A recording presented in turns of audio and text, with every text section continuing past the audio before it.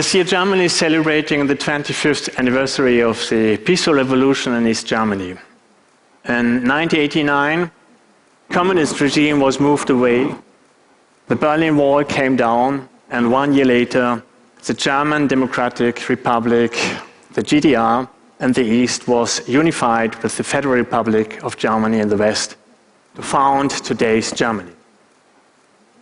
Among many other things, Germany inherited the archives of the East German secret police, known as the Stasi.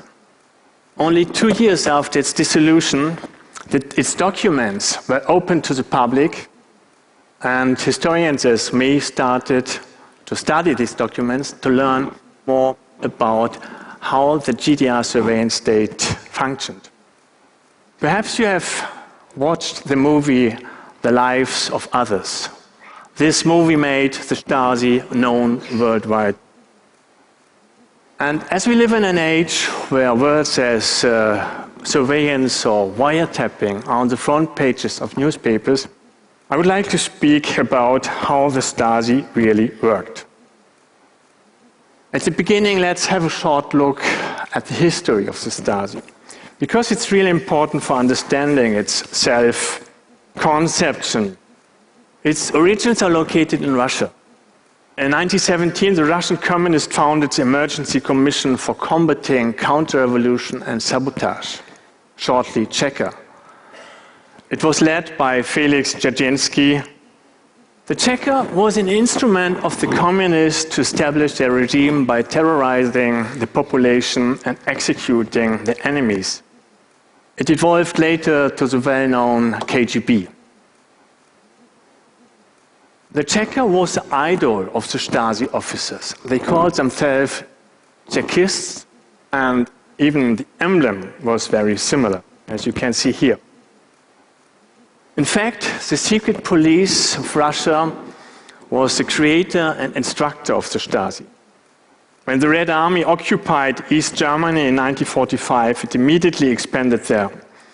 And soon it started to train the German communists to build up their own secret police.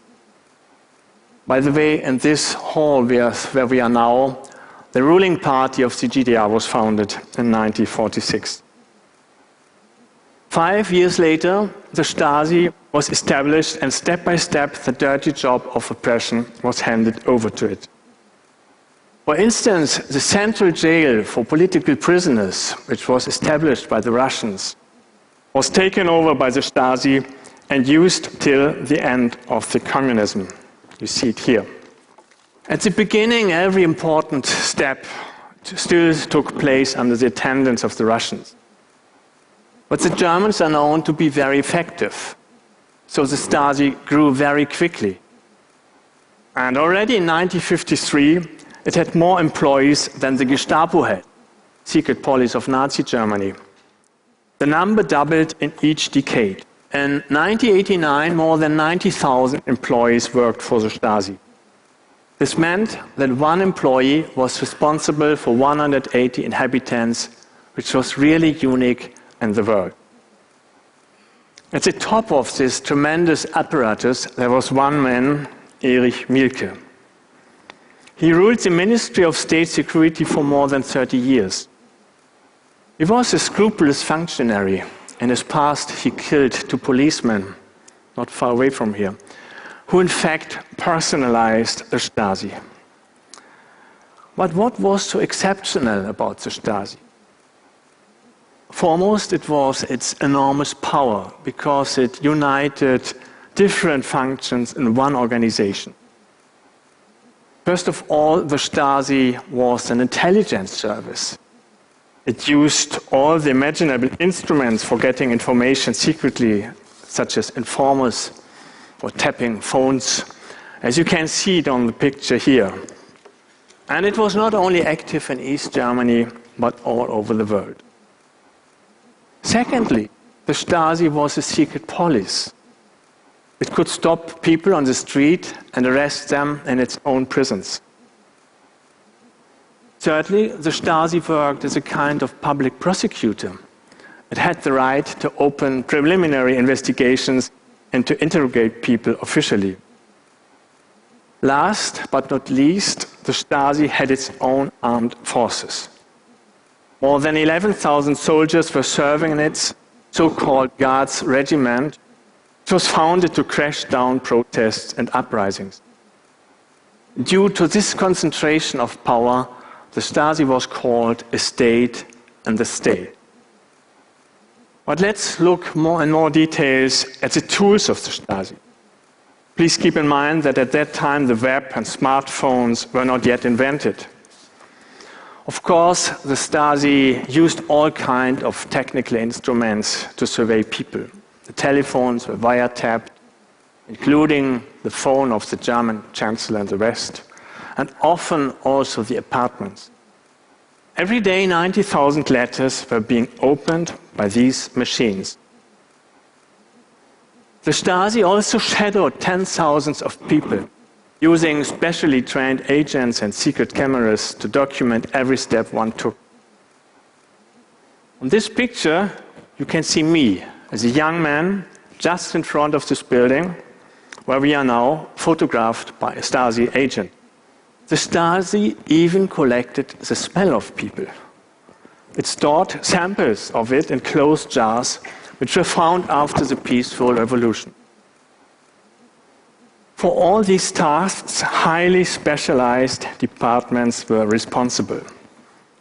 The one which was tapping phone calls was completely separated from the one which controlled the letters. For good reasons. Because if one agent had quitted the Stasi, his knowledge was very small, contrast to Edward Snowden, for example. But the vertical specialization was also important to prevent all kind of empathy with the object of observation. The agent who shadowed me didn't know who I was or why I was so white.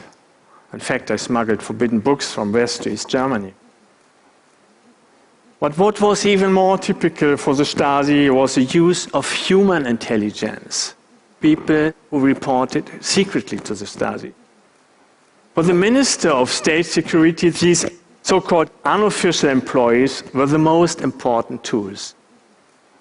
From 1975 on, nearly 200,000 people collaborated constantly with the Stasi, more than 1% of the population. And in a way, the minister was right, because technical instruments can only register what people are doing. But agents and spies can also report what people are planning to do and what they are thinking. Therefore, the Stasi recruited so many informants. The system of how to get them and how to educate them, as it was called, was very sophisticated. The Stasi had its own university, not far away from here, where the methods were explored and taught to the officers. This guideline gave a detailed description of every step you have to take if you want to convince human beings to betray their fellow citizens. Sometimes it's said that informants were pressured to becoming one, but that's mostly not true. Because a forced informant is a bad informant. Only someone who wants to give you the information you need is an effective whistleblower. The main reasons why people cooperated with the Stasi were political conviction and material benefits. The officers also tried to create a personal bond between themselves and the informant. And, to be honest, the example of the Stasi shows that it's not so difficult to win someone to betray in order to betray others.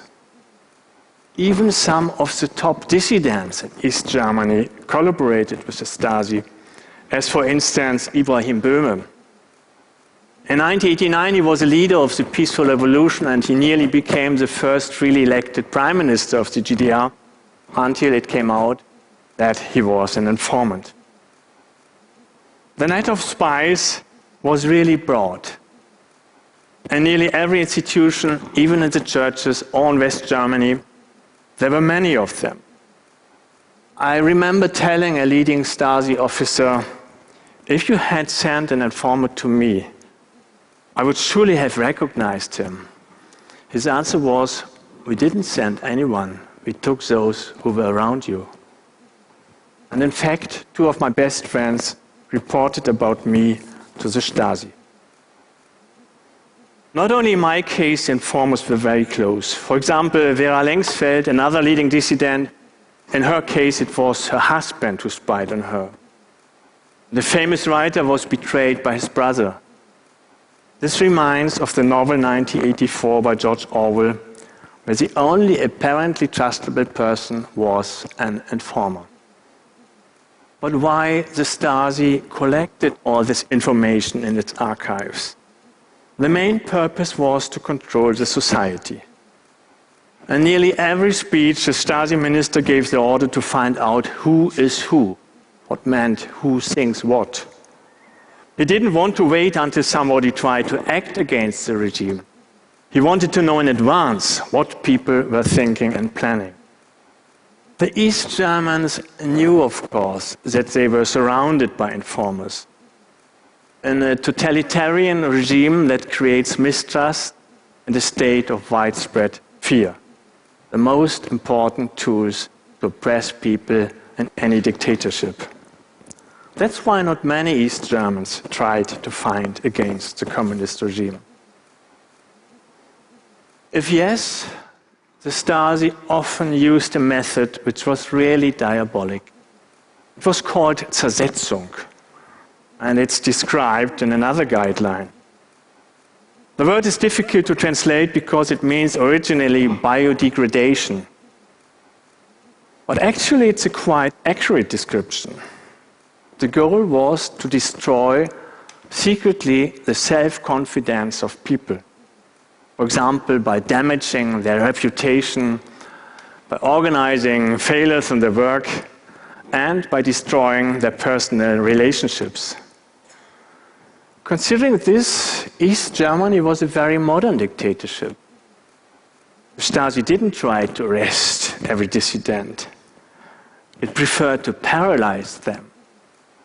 And it could do so because it had access to so much personal information and to so many institutions. Detaining someone was used only as last resort. For this, the Stasi owned 17 remand prisons, 1 in every district. Here, the Stasi also developed quite modern methods of detention. Normally, the interrogation officer didn't torture the prisoner. Instead, he used a sophisticated system of psychological pressure in which strict isolation was central. Nearly no prisoner resisted without giving a testimony. If you have the occasion, do visit the former Stasi prison in Berlin and attend a guided tour with the former political prisoner who will explain you how this worked. One more question needs to be answered. If the Stasi was so well organized, why did the communist regime collapse? First, in 1989, the leadership in East Germany was uncertain what to do against the growing protest of people. It was especially confused because in the mother country of socialism, the Soviet Union, a more liberal policy took place. In addition, the regime was dependent on the loans from the West. Therefore, no order to crash down the uprising was given to the Stasi. Secondly, in the communist ideology, there's no place for criticism. Instead, the leadership stuck to the belief that socialism is a perfect system, and the Stasi had to conform that, of course. The consequence was that despite all the information, the regime couldn't analyze its real problems, and therefore it couldn't solve them. In the end, the Stasi died because of the structures that it was charged with protecting. The ending of the Stasi has something tragic, because these officers were kept busy during the peaceful revolution with only one thing: to destroy the documents they had produced during decades. Fortunately, they had been stopped by human rights activists. That's why today we can use the files to get a better understanding of how a surveillance state functions. Thank you.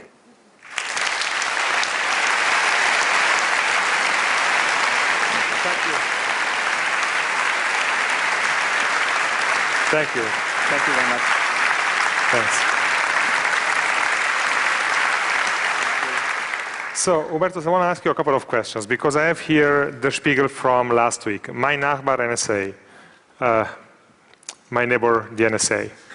And you just told us about my neighbor, the spies, and the informant from Eastern Germany. So there is a direct link between these two stories, or there isn't? What's your reaction as a historian when you see this? I think there are several aspects to mention. At first, I think there's a difference for why you are collecting this data.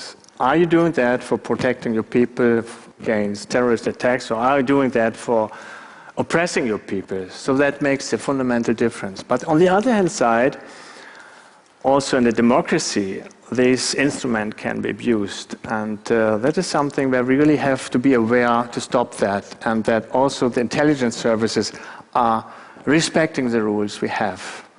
The third point, probably, we really can be happy that we live in a democracy, but because you can be sure that Russia and China is doing the same. But nobody speaks about that because nobody could do that. So, when the story came out first, last July, last year, you filed a criminal complaint with a German tribunal. Why? Yeah, I did so because of the second point I mentioned, that I think, especially in a democracy, the rules are for everybody. They are made for everybody. So it's not allowed that any institution doesn't respect the rules. And in the Criminal Code of Germany, it's written that it's not allowed to tap somebody without the permission of the judge. Fortunately, it's written in the Criminal Code of Germany. So if it's not respected, then I think investigation is necessary, and it took a very long time that the public prosecutor of Germany started this, and he started it only in the case of Angela Merkel and not in the case of all the other people living in Germany. That actually surprised me because, because of the story you told.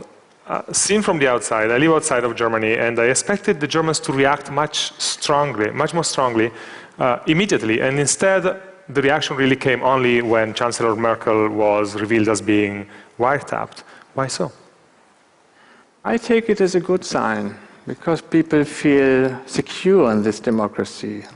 They aren't afraid that they will be arrested. And if you leave this hall after the conference, nobody has to be afraid that the secret police is standing out there and is arresting you. So that's a good sign, I think.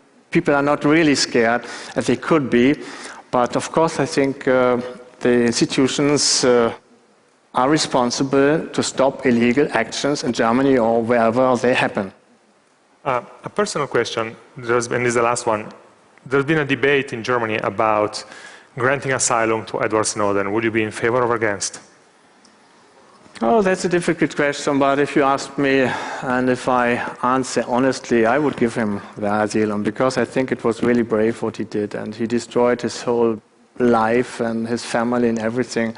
So I think for these people we should do something, and especially if you see the German history where so many people had to escape and they asked for asylum in other countries and they didn't get it. So it would be a good sign to give them an asylum. Thank you very much. Thank you.